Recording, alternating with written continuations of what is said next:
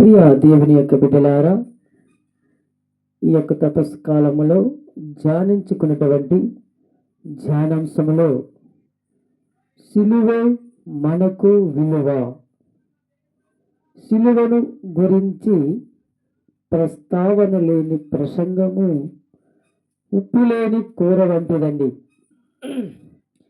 సిలువను గురించి ప్రస్తావన లేని ప్రసంగం వేడి లేని అగ్ని వంటిది. సిలువను గురించి ప్రస్తావన లేని ప్రసంగం శృతి లేని సంగీతము వంటిది. సిలువను గురించి ప్రస్తావన లేని ప్రసంగం వాస్తవాలు లేని చరిత్ర వంటిది. సిలువను ధరించడమే మాత్రమే కాదు, సిలువను భరించాలి.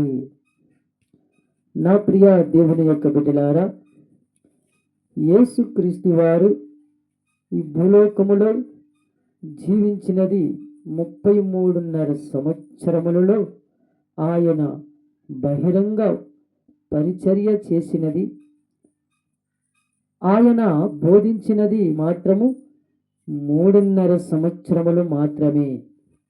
అయితే ఆ 3.5 సంవత్సరములలో చివరి 7 దినములు చాలా ముఖ్యమైనవి.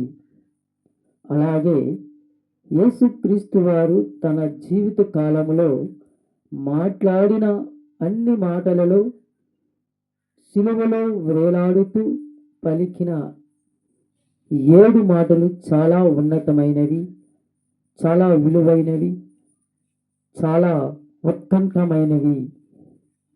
నా ప్రియ దేవుని యొక్క బిడ్డలారా, సిలువపై వేలాడుచున్న యేసుక్రీస్తు వారు వంటి దేవుడు మరి ఒక దేవుడు లేడు.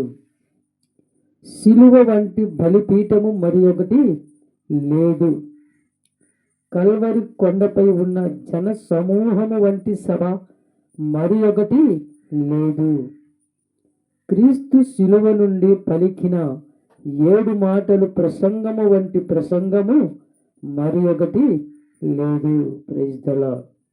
ఎందుకంటే 1వ కొరింథీయులకు రాసినటువంటి లేఖ 15వ అధ్యాయము పరిశుద్ధ వచనములు 45 నుండి 49 వరకు ఆత్మ పరిశీలన చేసినట్లయితే, ఆదిలో ఆదాము అవ్వలు పాపము చేసి దేవుడు అనుగ్రహించిన మహిమను పోగొట్టుకున్నారండి. ఏ ఆదాము ద్వారా పాపమైతే వచ్చిందో అదే ఆదాము ద్వారా జీవము కలగాలని దేవుడు నిర్ణయించాడు. అయితే ఇక్కడ ఆదాములు ఇద్దరు, మొదటి ఆదాము, రెండవ ఆదాము. ఏ శరీరముతో అయితే పాపము చేశారో అదే పాప శరీరము ఆకారంతో క్రీస్తు ప్రభువు వచ్చారు. Praise the lord. ఎందుకంటే శరీరముతో చేసిన దానికి శరీరమందే శిక్ష విధించాలి.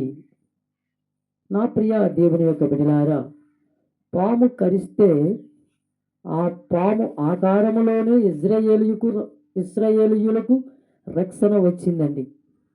సంఖ్యాకాండము 21వ అధ్యాయము పరిశుద్ధ వచనములు 5 నుండి 9 వరకు ధ్యానించగలిగినట్లయితే, దేవునికి విరోధముగా మాట్లాడిన ఇజ్రాయేలు ప్రజలందరూ కూడా శాపమును కొని తెచ్చుకున్నారు.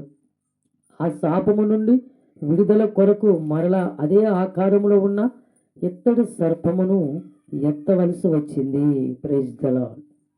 నా ప్రియ దేవుని యొక్క బిడ్డలారా, ముళ్ళును ముళ్ళుతో తీయడం అంటే ఇదే.